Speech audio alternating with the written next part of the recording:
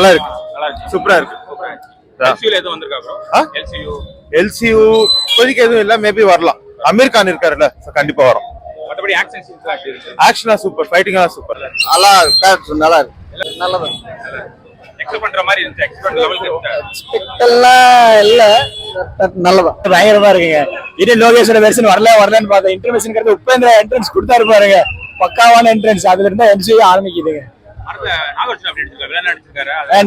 அவர் villain பயங்கர மாசம் பண்ணிருக்காங்க. ஆனா உப்பேந்திர என்ட்ரன்ஸ் கொடுக்குறாங்க, அதுல இருந்தா படமே ஸ்டார்ட்டுங்க. வரண மாசம் இல்ல, எல்சியூல எது இல்லைங்க. ஆனா அந்த லாஸ்ட்ல எல்சியூங்கிறது தெரியுது. அந்த அவரோட லோகேஷ் கனகராஜோட ஆக்டிங், டைரக்ஷன், மோனிகா சார் பிச்சிட்டாரு. அப்படியே அனிருத் தான் மெயின் காரணங்க படத்துக்கான சூப்பரா இருக்கு.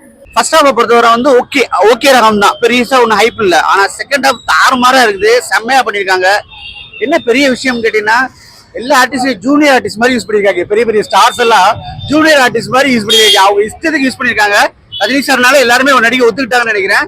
பார்க்கும்போது எனக்கு கொஞ்சம் ஒரு எப்படின்னா ஒரு 60% ஓகேங்க மாதிரி இருந்தது. என்னடா இது ஒரு 40% ரொம்ப ஸ்லோவா போறாங்களோ, ஒருவேளை நம்மளுக்கே ரஜினி சாருக்கு ஏஜ் ஆனதுனால இந்த மாதிரிலாம் காட்டுறாங்களோ, இதுக்கு மேல முடியாதோ அப்படிங்கிற மாதிரிலாம் ஒரு ஃபீல்ல இருந்தான்.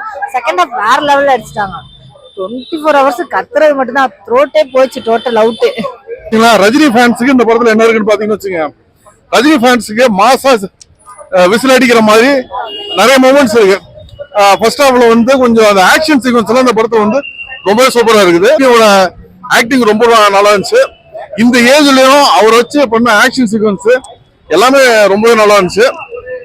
ரஜினியை வச்சு டான்ஸ், அந்த சாங், அந்த டிஆரோட சாங் பண்ணது அதுவுமே ரொம்ப நல்லா இருந்தது. மோனிகா சாங் வந்து தியேட்டர்ல பார்க்க ரொம்ப நல்லா இருந்துச்சு.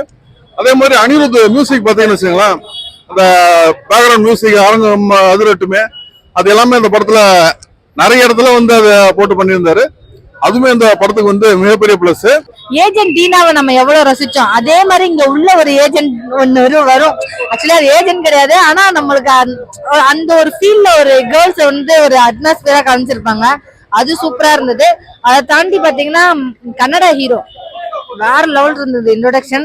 உண்மையிலே அதுவும் இல்லாம நாகார்ஜுனா அவரோட அந்த ஸ்டைல் பாத்தீங்கன்னு வச்சுக்கோங்களேன், ரொம்ப டிஃப்ரெண்டா இருக்கும்.